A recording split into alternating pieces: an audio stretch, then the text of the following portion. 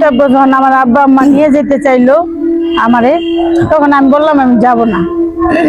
আমার বোন কইতেছে তুই যদি না যাস তাহলে 2টা দিন চাই, 2টা দিন শুধু আমাদের কাছে থাইকা আস, আমরা তোরে এই বাসায় দিয়ে যাবো। আমি নাকে কর দিলাম, আমি স্যাপ চাইটা খাইলাম, আমার 8টা ভাড়াটিয়া দেখলো, তোরা সবাই দেখলো। এরপরে যদি আমি তোর সাথে যাইতে হয় তাহলে আমি এগুলি করলাম কেন? আমার বোন বলতেছে তোর আল্লাহর দোহাই আমি এই অবস্থা তোরা রাইখা যেতে চাই না। আমার বড় আপা আল্লাহর রহমতে সে এখনো বেঁচে আছে, বললো যে একটা দিন শুধু তুই আমার কাছে যায় থাক। মানে ওদের উদ্দেশ্য আমার যদি এই গর্তে বের করে নিতে পারে, আমার ভিতরের যে কি কষ্ট এটা তো জানতে পারবো। তুষার তো অনেক ভালো, তাহলে তুষারের ঘরে থেকে ও এমন করতেছে কেন?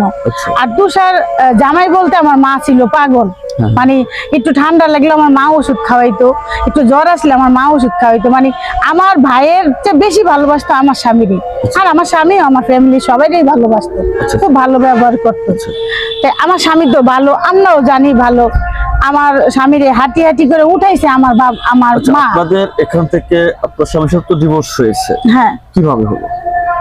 ডিভোর্সটা হয়েছে হচ্ছে আমার যখন মেয়ে হইলো, মেয়ে যখন ডেলিভারি হইব, যেদিন আমার বাবা মা সবাই চলে গেল আমার কাছ থেকে, তখন তারা আমার ত্যাগ করে দিল, যে আমি এতে করে দিলাম আমরা আর আসবো না, রাগ করে চলে গেছে।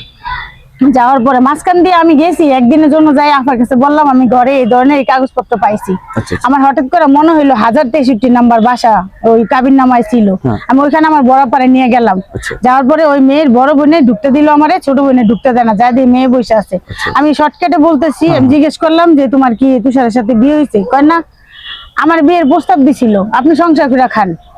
আমি তোমার বিয়ের প্রস্তাব কিভাবে দেয়? তুমি তো জানো আমার একটা সন্তান হয়েছে, আরেকটা সন্তান পেটে, তো তুমি কিভাবে তার সাথে ঘুরো ফিরো? তোমার ছবি আমি পাইছি। বড় বোনে ওই মেয়েটার অনেক বক্তাছে, আমার 3 বোনে বক্তাছে, ওর বড় বোনে ওর বক্তাছে। কয় যান যান বাসায় যান, আগুন লাগাই তো গেছেন গা, লোকটার তো শান্তি দিতেছেন না। মানে এমন ভাবে সে পরিচালনা করছে যে আমার বউ আমার খুব অশান্তি করতেছে, তুমি আসো। তাই আমরা সবাই বাসায় গেলাম, আমার বোনেরা ভাই বোনে সবাই বুঝতে পারলো, বুঝতে পারে বললো যে ডিভোর্স দেয়। আমি না, আমার বাচ্চা পেটে, যদি বাচ্চা কিছু হয় ও আমাদের নামে মামলা করবো। ওই এখন যে পর্যায়ে চাপা তোরা জানোস না, ও সব করতে পারবো। আমি এখন যাবো না, আমার ওর বাসায় দিয়ে আবার ওরা নিয়ে আসলো, দিয়ে গেল। দিয়ে যাওয়ার পরে তার মনে হয় 21-22 দিন পরে আমার পেন উঠছে। আমি ঘরে বসা, উনি আসছে রাত্রে, তখন বাজে ঠিক 1টা। তো আমার ছেলেরা তো বড় হয়ে গেছে, একটা রুম, ছেলেটারে নিয়ে আমি শোয়াই দিছি যে আমার খুব পেন হইতেছে, আমার ব্লিডিং শুরু হয়েছে। আগে পানি ভেঙে গেছে, পরে ব্লিডিং হইতেছে দেখো। আমি সবকিছু বিছাই দিছা একাই খাটের স্ট্যান্ড ধরে আছি যে আমার ডেলিভারিটা হইলে আমি নিজেই না কাইটা, আমি নিজে বাচ্চা রেখে আমি যেদিকে ইচ্ছা চলে যাবো ওর ঘরে রাইখা। তো আমি যখন এটা ধরে দাঁড়াইছি তখন আমার ব্লিডিং শুরু হয়ে গেছে ভাই, আমার বাচ্চাটা ঘুমাই আসছিল। তখন ও বাসায় আসলো, বাসায় এসে বলাই তোর এখানে কি হয়েছে, তুই এভাবে দাঁড়ায় আছিস কেন? আমার এইখানে ধরলো, ধরে এইখান থেকে ওই যে গেট ওইখানে 10 বার নিচে আনছে, আমার বাড়ি করে দিব, তোর বাপের বাড়ি ডেলিভারি হবে, এখানে ডেলিভারি হবে না। আমি বলছি আমি যদি মরি তোমার ঘরেই মরমু।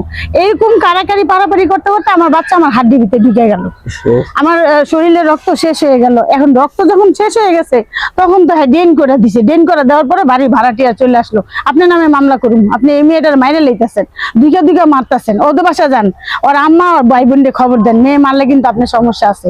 আমার অন্তর বাসে গেছে, আমার আম্মা আমার আম্মারে পাও ধরে আনছে, অনেক কষ্ট করে আনছে, আসবো না আমার মা। আমার বড় বোনের আইসা বসে আগেই, আইসা দেখে আমার মেয়ে হয়ে গেছে, একাই মেয়ে হয়ে গেছে। একটা দাই আসছে সামনে বাসা থেকে দুধ পাউরুটি দিতেছে, কিন্তু আমার ফুল আর পড়তেছে না, ফুল পড়ে না। তখন বললো যে কোনো উপায় নেই, আপনারা তাড়াতাড়ি আপনার মেয়েকে হাসপাতালে নেন, না হলে মারা যাবে। তখন আমার আম্মা আমার বাচ্চার পেটে এইভাবে পাড়া দিল, আমার মেয়ে যতক্ষণ সুস্থ না হয় তোর মেয়েরে আমি উঠাই দিয়ে দিব না, আমার মেয়ের হাসপাতালে নেই। আমার ভাই বোন সবাই মিলে হাসপাতালে ভর্তি করলো, ওইখানে যে আমার বললো যে অপারেশন করতে হবে।